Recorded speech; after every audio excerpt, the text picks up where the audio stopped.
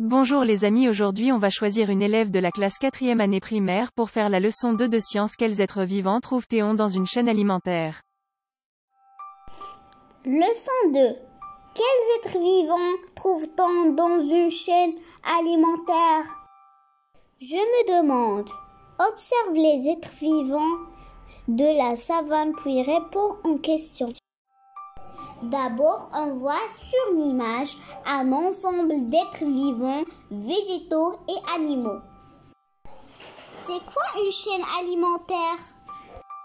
Une chaîne alimentaire est un ensemble d'êtres vivants, végétaux et animaux qui se mangent les uns après les autres. Le premier est mangé par le second, qui lui-même est mangé par le troisième, et ainsi de suite. Écris une chaîne alimentaire. Souviens-toi, la flèche signifie est mangé par. Je vais choisir une chaîne alimentaire de l'image. Le premier, l'herbe, est mangé par le second. Les insectes est mangé par le troisième. Le sanglier est mangé par le quatrième, la lionne. Compare ta chaîne alimentaire avec celle de ton voisin. Que remarques-tu en particulier pour le premier maillon? On remarque que le premier maillon est toujours végétal. Quel est le rôle de chaque être vivant dans une chaîne alimentaire?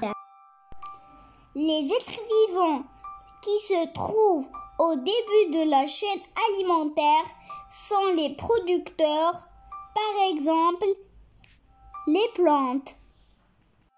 Les êtres vivants qui ont besoin de consommer d'autres êtres vivants sont des consommateurs, par exemple les animaux ou l'homme. Je cherche. Dans la chaîne que tu as écrite dans l'activité 1, entoure en vert les êtres vivants qui produisent leur propre matière, les producteurs de matière organique. Entoure en bleu les êtres vivants qui se nourrissent d'autres êtres vivants, les consommateurs de matière organique.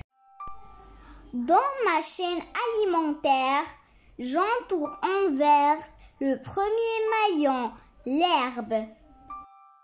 J'entoure en bleu le deuxième maillon, les insectes, le troisième maillon, le sanglier, le quatrième maillon, la lionne. Quel est l'être vivant qui n'est entouré qu'une seule fois? L'être vivant qui n'est entouré qu'une seule fois, c'est l'herbe. Que se passerait-il s'il disparaissait? Ça sera la fin de la vie des êtres vivants. Lis les textes puis complète les phrases avec les mots en gras. Les lions sont des prédateurs qui chassent en petits groupes pour nourrir leur clan. Elles observent de loin leur proie, comme par exemple les antilopes, les zèbres, les gazelles grâce à leur vue perçante. Puis, elles les attaquent en se jetant dessus pour les immobiliser avec leurs grandes griffes et les mordent à la gorge. Les serpents sont des chasseurs solitaires.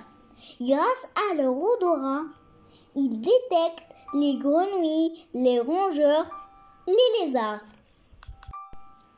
Certains serpents tuent leurs proies en les empoisonnant avec leur venin quand ils les mordent avec les crochets.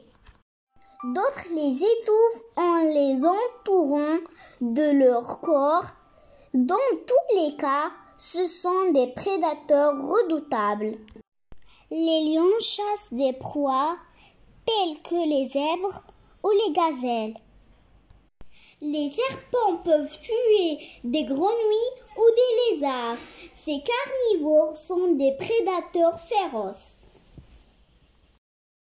Complète le schéma à l'aide des mots proie, prédateur, consommateur, producteur, producteur primaire. Végétal, producteur primaire. Animal, végétarien ou omnivore, proie. Animal carnivore ou omnivore, prédateur. Le second et le troisième maillon sont des consommateurs. Ces êtres vivants sont tous des producteurs de matière organique. J'ai compris que une chaîne alimentaire est constituée de plusieurs maillons. Les producteurs primaires, ce sont le premier maillon. En général, ce sont des végétaux. Le second maillon, ce sont des animaux végétariens ou omnivores. Ce sont souvent des proies. Le troisième maillon, ce sont des animaux carnivores ou omnivores. Ce sont des prédateurs.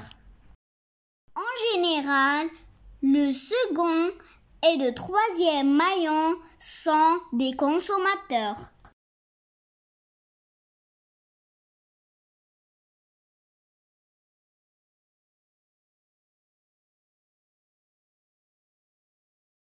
أصدقائي، إذا أعجبكم المحتوى لا تنسوا الاشتراك ولايك في القناة وشكرا.